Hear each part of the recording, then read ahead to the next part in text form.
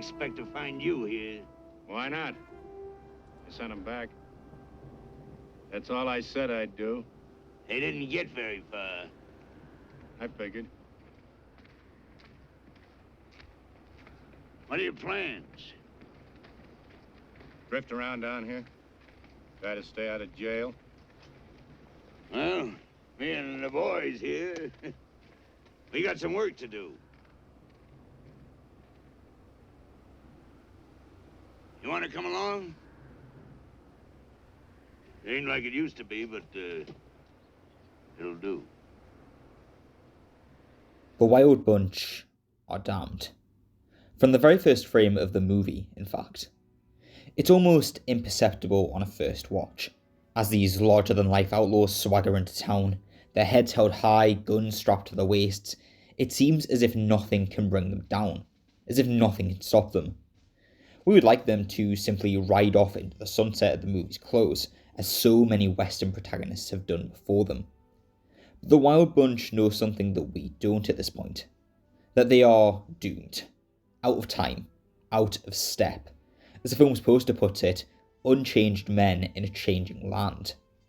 This realization, chilling in its inevitability, completely changes the near-flawless opening sequence, from one of high tensions and fierce, thrilling gunfights to one of deep melancholy and anger. Of course, the film's director, Sam Peckinpah, is giving us a hint of things to come. The imagery of the leering children dousing the scorpions and fire ants is an incredibly striking one, and something I'd like to return to a little bit later. But it's an impression that will only really become apparent after the final credits have begun to roll. The bloodshed and the fury of the final gunfight has begun to fade, and the viewer begins to reflect on what exactly has occurred over the past 2.5 hours. This isn't to say that the Wild Bunch are the Western heroes of old. Far from it, in fact. Peckinpah is careful to show us in that introductory scene that the group are clad in the uniform of soldiers, and the viewer has to wonder just how they came about that particular clothing exactly. But the fact that the Wild Bunch still instills in us such a sense of loss and feeling, even in spite of this knowledge, is a fitting testament to its power. The Wild Bunch centers around a simple story.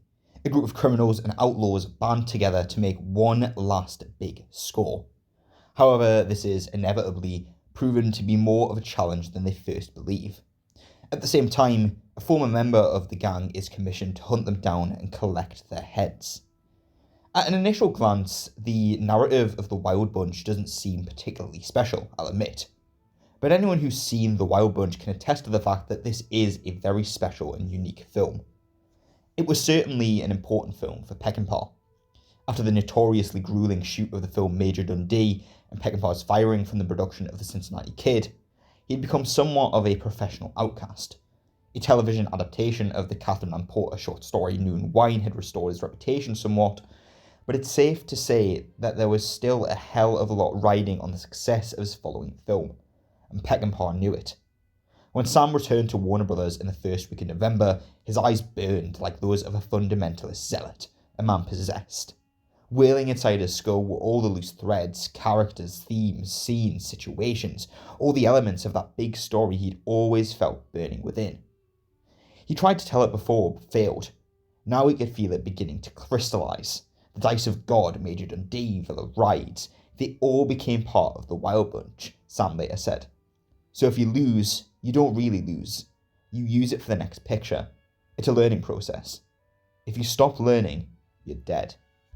And this determination, this energy, and above all else, this fury is palpable in the Wild Bunch. The experience of watching the Wild Bunch is a uniquely suffocating and visceral one.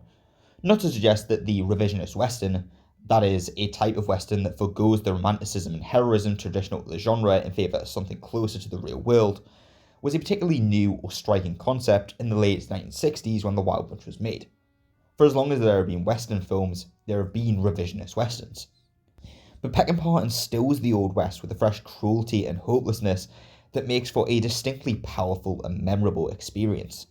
The West is the stage set for a nihilist apocalypse, in which its key figures search for a meaning that has long been lost in the ravages of time. If, indeed, it was ever really there at all. When I talk about nihilism, that is, the belief in nothing, the idea that there is no meaning to life, no unifying order that guides the course of the world, I don't believe that it strictly suggests something that is always negative. Of course, the fundamental realization that there is no meaning in life can be a pessimistic and alarming one for a great many people, but the term itself is not inherently negative. Indeed, for some philosophers and authors, the belief in nothing was a positive revelation, one that meant an individual could search for their own meaning and purpose detached from the systems and beliefs that did not represent their needs. All of this is not to suggest that the Wild Bunch is anything other than hopeless cinema, but that the world itself is indifferent to the plight of its people and the Wild Bunch themselves. It lacks order and meaning, but cannot and does not work against them. The universe of the Wild Bunch appears cruel and cold, and that is because the people who inhabit that world, including the Wild Bunch themselves, are also cruel and cold. The underlying futility of the film's nihilism is that the Wild Bunch are perpetually engaged in a search for meaning and order that simply does not exist. They cannot accept the senseless passage of time and strike back against it. And that inevitable, unstoppable march of time serves as the thematic through line that binds much of the film together. The Wild Bunch are trapped within a world that simply has no more use or need for any of them, and they must evolve or die, and they act accordingly. Again, I don't think that Peckinpah is the only director of westerns to explore the progress of time and the people who refuse to change with it. Leone's Dollars trilogy, and in particular For a Few Dollars More, is underpinned by many of the same ideas. But what is interesting is in that film, the symbolic image of this passage of time is the steam engine, the train, a symbol of progress in human development, but also one that spells the beginning of the end for the frontier lifestyle and horseback travel. Well, there was a time when I knew everybody. That was a long time ago when all this was prairie. But these days, everybody's in a hurry. That's right, with your damn good-for-nothing trains, your damn trains. 2, 2, 2, 3! Disgusting. One day, someone from the railroad comes here to see me, and he says, Prophet, the railway's gonna go right past your house. Ah, is that so, I says. Mm-hmm. Yep, that's right, he says. All those trains gonna go right past here. And the best thing for you, Prophet, is to sell your land to the company, or else we'll buy Baker's. He lives next to your place. Now put the tracks here, and that'll make you go crazy. What do you say? Will you sell out to our company, Prophet? Oh, is that so, says I.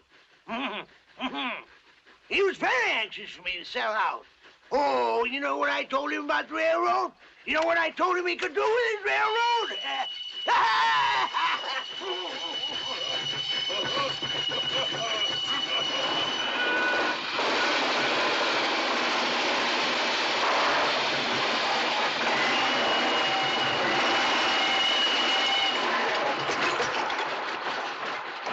You know what my decision about selling was? Well, you said no. You're right about that. No to him and his damn trains. I wouldn't, no. In The Wild Bunch, however, Peckinpah twists that particular knife further, having the group come across a car. As they gather around it and stare, it's almost as if they're being directly confronted with their future, the slow erosion and demise of the lifestyle they've known for their entire lives to make way for that future. It's rarely, if ever, directly acknowledged by any of the group, but they all know exactly what it means, and their inherent hopelessness and inability to prevent this march of time informs much of the violence and fury that makes up the film. The one single spark of hope that does exist in the film's spiritual and moral wasteland is the idea of loyalty that binds the group together. The de facto leader of the Wild Bunch, Pike Bishop, wonderfully played by William Holden, remarks at one point that, "Not get rid of anybody. We're gonna stick together just like it used to be. When you side with a man, you stay with him, and if you can't do that, you're like some animal. You're finished." It's an old code of honour, one that the group as a whole seem determined to stick by. But even that sense of loyalty is challenged and proven unstable in the film's rapidly changing landscape. At best, it's an anachronistic virtue proving how dangerously out of touch the group remain with the meaninglessness and violence that surrounds them. And at worst, it's an ideal misremembered by a group of nostalgic old men who have always been cynical and disloyal. Even Pike's small speech about the virtues of loyalty has a sense of rhetoric about it, an ideal to believe in, but not one that is necessarily enacted. The Wild Bunch are bound together more by convenience than any lofty ideal of loyalty. And when one of the group, Angel, is captured by General Mapache and the Mexican army, the group leave him after attempting to barter for his life initially, only returning at the film's bloody climax. I'd be lying if I said that this ideal of loyalty doesn't play into the group's decision to return for Angel at the movie's close. They may genuinely feel a sense of companionship and a duty to uphold their words and their values. But equally, I think it would be an oversimplification to say that it is solely this sense of loyalty that drives the Wild Bunch towards that final confrontation. After all, they are men who are running out of time, destined to be swept away by a world that has no more use for them. Better still to die a hero's death, by saving a friend and slaughtering an enemy. I think that the film's key concerns and ideas, that is, its overwhelming sense of futility and pointlessness, its fascination with the violence and its aftermath, and its deep sense of melancholy, are all embodied perfectly in the film's chaotic, apocalyptic final shootout. Because, in the end, neither side actually has anything to gain from the conflict. The soldiers savagely execute Angel before a bullet is even fired. They have no reason to waste lives and resources dispatching the Wild Bunch. And the Wild Bunch themselves know that to participate in this battle against insurmountable odds will mean their own demise.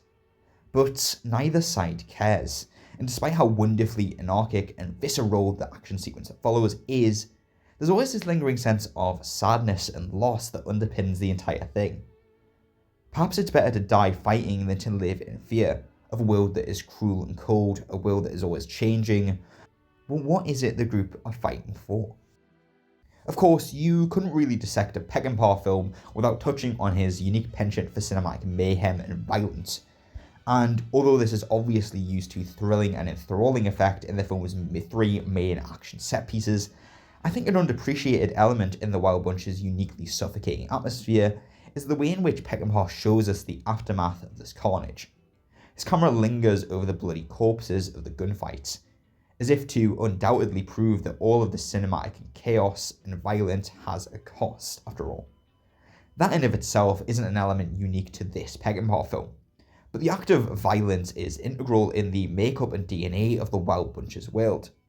After the vicious shootout that opens the movie, a group of children are gleefully seen reenacting the carnage amongst the bodies, pretending to shoot each other and die in turn. It's a cycle that seems to repeat endlessly, over and over again. Even outside of the film's action sequences, the violence and cruelty that the Wild Bunch and their contemporaries repeatedly engage in is passed on and embedded in the next generation. The film's iconic opening credit sequence sees the images of the Wild Bunch riding into town, intercut with images of leering, joyous children tormenting a group of scorpions by dropping them into a sea of fire ants.